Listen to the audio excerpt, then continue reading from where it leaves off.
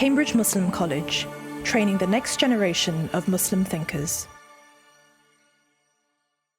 So today I'm sure that we've heard a lot of different things about, I'm not sure if we've talked about human cognition, but at least artificial intelligence and different understandings of artificial intelligence itself. So the first thing I wanted to talk about, what is cognition?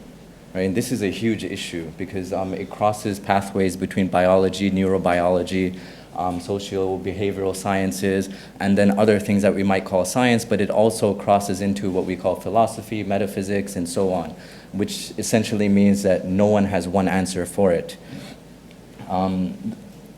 Since a lot of us today are in kind of a very scientific mode of thinking, one of the problems comes is that we define it as I write here, a set of chemical processes occurring in the brain, right? So what this premises is the fact that cognition occurs in the brain. So that's a whole different issue that I won't talk about right now, but it's something I want us to keep in mind. That when we come to definitions, we take for granted certain ideas that otherwise we would question, but in order to come to a certain definition, we have to accept certain premises. The other idea is that it's a state of mind, right? So what's the relationship between the brain and the mind? How do things operate? How are we as human beings thinking? But when you actually think about cognition, it's not really about the mind and it's not about chemical processes, right? It's about a state of being, right? Who we are, what we're doing, and so on. That's really a part of cognition. So a lot of people, when they discuss cognition, they leave this out because being often tends to be related to our physical bodies, a corporeal reality. So this kind of brings up some problems of ambiguity, and I call them quandaries, just to sound interesting. The first is this question of method, right? So you have method versus conclusion. Method is obviously replication. So in the scientific method, we won't talk about its strange history and past, but at least the biggest issue is, can you replicate something? Now the problem with that is if you're trying to replicate something, you want it to happen. So this leads to confirmation bias. And what confirmation bias does not tell us, and what most people who even discuss confirmation bias do not tell us, is that this also relates to how people see the world, right? So two people can see two very different things, and they might believe they're seeing the same thing. And the problem with this reality is who's there to judge that? Because if somebody actually believes they're seeing the same thing, then they're not technically wrong in a sense. Now the second quandary is knowledge versus fact, right? So if somebody actually believes they're seeing something, we could call this knowledge because it's kind of what is known to that person versus fact. Let's use science for the time being. Fact is something that is. It's not something that is known, it's something that is. And in religious circles, in studies of especially medieval Islamic philosophy, if God is a fact, it's not knowledge, right? Knowledge is learning about God, but God's existence does not presuppose our knowledge of God. And this is a huge issue because especially in contemporary debates between religion and science, and you have different movements, and I won't discuss them, but obviously some people say, can God exist? Can God not exist? Do you believe in God? But if we define God as a fact, then our question is, how do you learn about God, right? And I'll talk about certain people from the Islamic tradition where you talk about learning about God. It's not a question of whether or not God exists. Now there's the third quandary, which is disciplinary methodology versus disciplinary conclusions. So what that means is some people confuse the experiment that you use to define something with the principles, right? So if something has to be proven, it can't be a principle.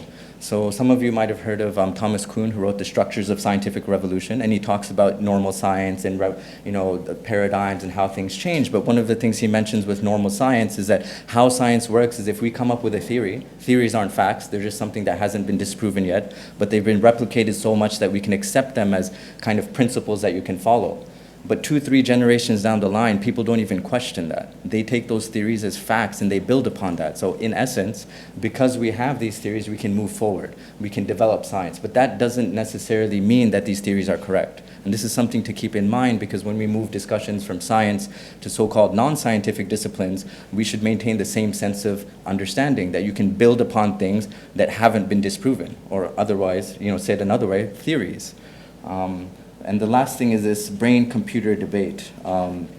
So from the ground up or from the skyscraper down. So the brain is like a skyscraper. We look down, we try to understand what the brain is doing, we define it in different ways. But computers are actually from the ground up, right? We build them based on simple ideas that then become more and more complex. So recently in the popular literature world, one thing I want to distinguish between public intellectuals and actual academics. So in public intellectuals, one of the things people do is describe the brain as a computer, and that's problematic because describing the brain as a computer is only taking a description of a computer and seeing that the brain might function like that. Again, it can't be proven because we still don't understand fully how the brain works. Although we might understand chemical processes, but again, this is not related to cognition. So after that fairly long introduction, I want to get into some brief questions before we really start talking about artificial intelligence. And one is the nature of knowledge, right? So we talked about knowledge as something we understand, something we ourselves acquire, which is different from fact. So what that means is it's often based on empirical truths, right? So it's something that we can do, we can experiment, we can kind of investigate and find out for our own. And this brings me to this concept I want to use variously throughout today's talk, which is fact, faith, and fabrication. So how do we consider facts, how do we consider faith, and how do we consider fabrication? And these are words I'm using, so I'm going to define them for us. So before I go into these things, what I call a fact is something that's true. Right? Something that's a reality that can't be denied. But that doesn't necessarily mean that some experiment tells us it's wrong or that we don't think it's true because this is a fact. It has nothing to do with what we think. Whereas faith, I'm defining it here as something that's built on a fact. Right? So you extend it from a fact. So it could be true, and we try and believe that it is true because we're extending it from a fact. Whereas a fabrication is something that's essentially not a fact. Right? And it's not drawn from a fact, or it's a lie. So it's a misconstrual of something. So here, the question is, how do we derive these different ideas? So if we have a fact, how do we derive facts? We have to derive them from what? Truth. So we have to create methods and approaches. And today's dominance of a so-called scientific basis, the method of science is interesting, right? But all the scientific method is a method of replication. So despite all the philosophical baggage that we have with it in contemporary society, it doesn't mean more than just having a method. Right? So what that means is if you apply a strict method that can prove something, you can create facts. However, the problem of faith is that how do you extend or extrapolate these facts, right? And this is obviously based on logic. This is based on certain philosophical ideas. And this, a lot of times, really depends on who you are and what you believe in, because that's how we extend these facts from something that we can prove in one way or another to something that we can't say for absolute truth in terms of that proven way, but we can believe it with absolute truth. Then there's fabrication, which is how do we confute these things? If we see a fabrication, can we tell it's wrong? Sometimes we can't, right? So we have to distinguish between things that we might be able to know and we might not be able to know. And how this is all related to today's topic is we have this concept of artificial intelligence, right? So what is artificial intelligence? And before that, we need to think, because I want to talk about the Islamic tradition, we need to talk about the Islamic tradition, right? So the Islamic tradition itself, the Quran is fact. Right? That's how we understand it. So how you approach the Quran, the different understandings of the Quran, the history of the Quran, and all of these things are, of course, important. But the beginning of the conversation is that the Quran is the truth. But what we also have to understand is, along with the Quran, we also have the Greco-Arabic translation movement. Obviously, there's Syriac translations, Sanskrit translations, and so on. But largely what that means is just after the establishment of Islam, within a few centuries, you have a confluence of many very different traditions. And not just traditions in terms of texts that are being translated, but also you have ideas from different cultures, right? The Arabs were Persianized and the Persians were Arabicized, but you also have the Greeks, the Nestorians, and so on in this world together. So it's not just this simple matter of knowledge being developed or people building on one thing or another. They're also engaging with these new ideas, and a lot of these concepts develop from that engagement. So it doesn't necessarily mean that they're all right, but it also doesn't mean they're wrong. It means there's a lot more complexity there. And then you have the modern confluence, and here I call it reality without function, simply because today we seem to accept facts without considering the philosophical underpinnings of those facts. Right? We tend not to question things, and we tend to just say, okay, here's this idea, and if I accept it, that's enough. So what does all of this have to do with artificial intelligence? Is there is a relationship between what we understand as artificial intelligence and how we understand that. I'll talk about it next. So first is about this concept of cognition. So if artificial intelligence is intelligence, then how do we understand that from, let's say, an Islamic context, right? So I like the example of Iblis, who we can call Satan and so on, right? One of the major stories that we all know about, and it's mentioned in the Quran numerously, is that Iblis was told to prostrate to Adam, right? This was an order that he decided not to follow. And what is the difference between the angel and Iblis, right? So you see angels in the Quran noting that they don't want to do it, or they don't think that Adam, this creation is that great, but they still follow that command. Whereas Iblis is able not to do that, right? So this is a huge distinction we need to understand. And what that means is that even though Iblis was considered the worshiper, he was so elevated that, there's stories that he prayed on every spot on the earth, and he was in such proximity to God, meaning he has this vision of God, right? The closer you are to a truth, the more real it becomes. And so that truth should have been extremely real for Iblis, and yet he was able to reject that truth, right? So Iblis does not reject belief in God. What he rejects is a belief that Adam is somehow better than him, right? And this is important because what does that mean? Iblis is actually an exemplar. And I mean, often this word is only used in the sense of a positive meaning. And the Prophet is our exemplar in the Islamic tradition as somebody who we should follow because we can call him the perfect human, the perfect worshiper. I mean, there are many different ways to describe the Prophet, and throughout the tradition there are many descriptions of this. But what Iblis is, he is the exemplar of what you should not do, right? Because it means that you have knowledge of something and you decide not to follow that knowledge, right? So you know what to do and you don't do it. And of course, in the case of Iblis, we can call that arrogance, we can call it many different things. But why is that relevant to this? It's because it talks about artificial intelligence, right? When we have artificial intelligence, what does that mean? Right? In popular imaginations, I mean, if you're a little older, you know about Terminator 2, or you know about the machines will take over, and this idea that things can become sentient. Right? They have the ability to think for themselves. But what does that mean? Because when we use think in the human context, we're talking about what we feel, what we think. I mean, how many of us have actually talked to somebody next to us and asked them to explain what they think, why they think it, and how they feel when they think it? I would argue that many of us have not done that. And a lot of times we don't even think about that when we do it ourselves. But when we're talking about artificial intelligence, we seem to think that it's a very linear process, right? So we think just like robots, or robots might think like us, or androids, or there are different designations of what machines might be. But the problem is here that there's actually an impossibility, that artificial intelligence cannot be the same thing as sentience. But the reason we can't say that with certainty is because of the way we define artificial intelligence. We use the word intelligence. So we haven't actually defined what intelligence is. We've just claimed that there's something called artificial intelligence, which is manufactured, or human-made, or man-made, or so on. But if we think about logic, right, we say, okay, artificial intelligence, you have a machine, they can say no. Right? A machine can say no, it can do all of that, but why does a machine say no? This is where the example of Iblis is quite important. Right? Iblis didn't say no because that was the right thing to do. It was actually the wrong thing to do. And based on everything Iblis knew, right, this is one of the cores of the Islamic tradition. Everything Iblis knew, he still said no. Whereas artificial intelligence, no matter how you describe it, would never do that. Right? So in all these movies, apocalyptic stories about machines taking over, what is the story? Humans are irrelevant. Humans are dangerous. Humans are this. So machines are actually just following a course of action that's logical, that makes sense. They don't have the ability to turn away from that. So you'll learn about stories where you can program things into machines and tell them what to do, but maybe they'll take that out. Right? But again, that's all code. They're following a logical progression. Whereas the story of Iblis, in many ways, it has nothing to do with this logical progression of doing the right thing, of working towards something that actually benefits Iblis. Right? So you even see Iblis making a promise that, I'll turn away people from this reality.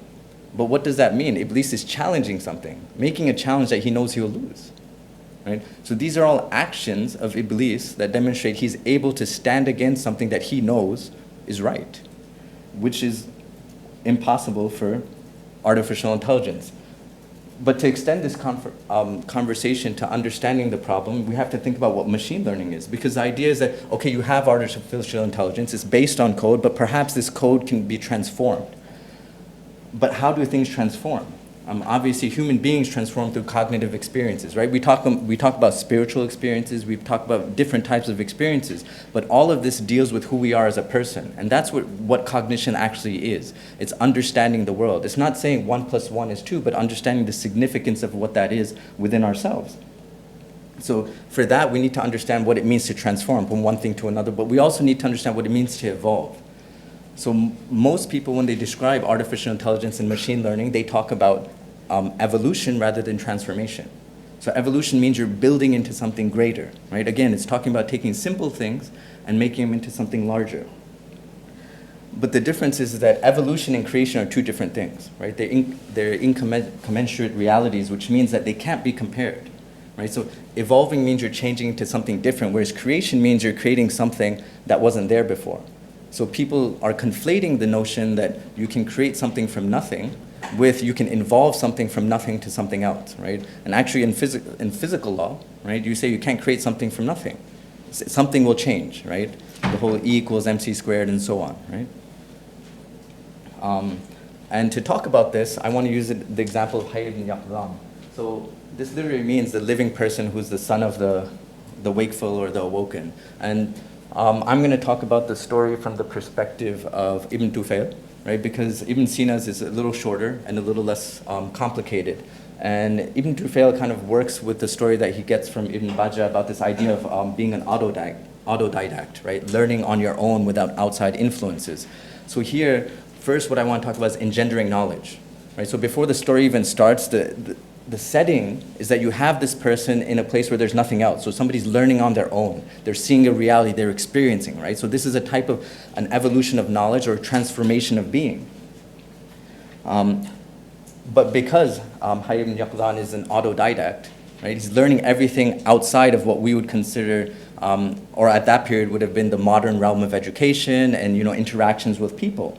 So his type of education was different from what other people had. And he has this whole story about everything that happens, but the most important aspect of this is when he actually goes into society. And he meets two types of people, which we can call the ignorant and the complacent. To expand this definition, the ignorant would be the person who just doesn't care, right? The people who sit back and they don't really do anything. Whereas the complacent are actual intellectuals, but they decide to stay within these larger traditions. Right? So it's a sense of belonging. So if you belong to a tradition, you learn in that tradition, you kind of commit to that tradition. So he disliked both of these people because the ignorant person just doesn't care about what happens, whereas the complacent person wasn't interested in finding the truth anymore. They just wanted to be a part of a tradition that they found complacency in and essentially a type of fictional happiness. So I describe this as those who do not think and those who join groups.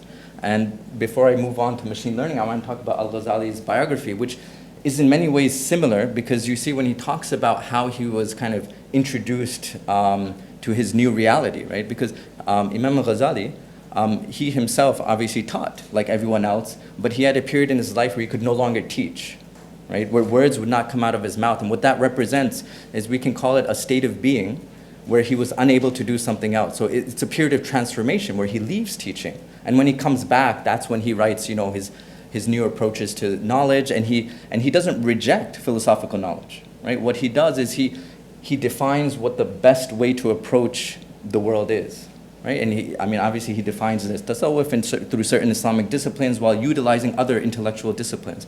But what that means is that he left complacency, right? Instead of being a part of a tradition, he left that to explore what the most appropriate way to do something was.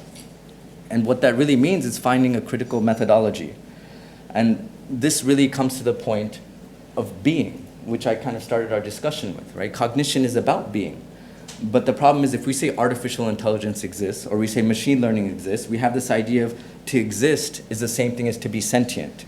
And why that's problematic is because these are very different definitions. And if we just kind of rely on words to give meanings, we end up conflating different ideas together to kind of forge a new understanding that doesn't actually exist.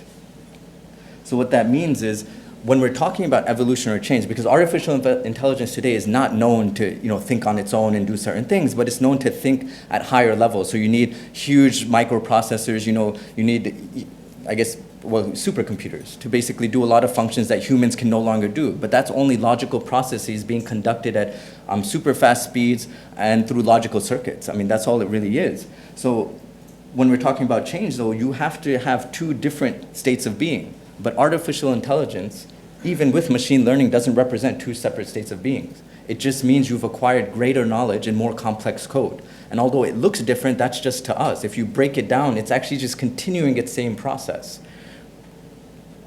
And this kind of reflects the heart versus the mind, right? So, for example, everyone knows that the brain is a muscle. So if you exercise your brain, you can do more and all of these things. And let me just quickly go through this stuff so I can get through the end.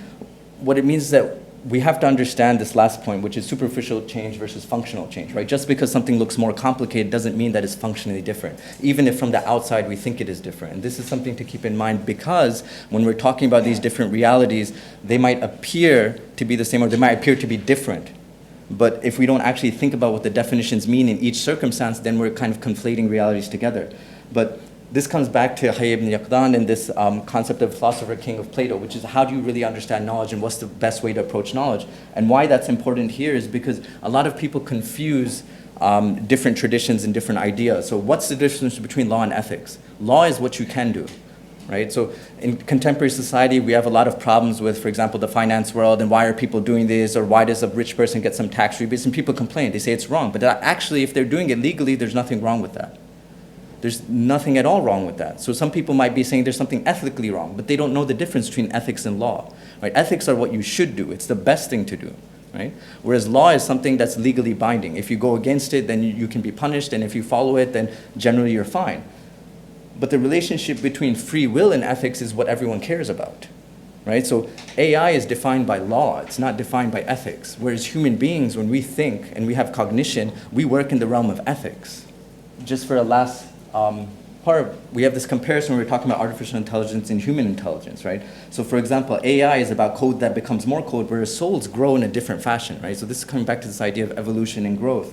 And what we have to understand is that code will only build on the principles of code, whereas the soul has very different aspects to it, right? If we consider the seat of cognition to be the soul, we can call it the mind, we can call it the heart, we can call it whatever we'd like.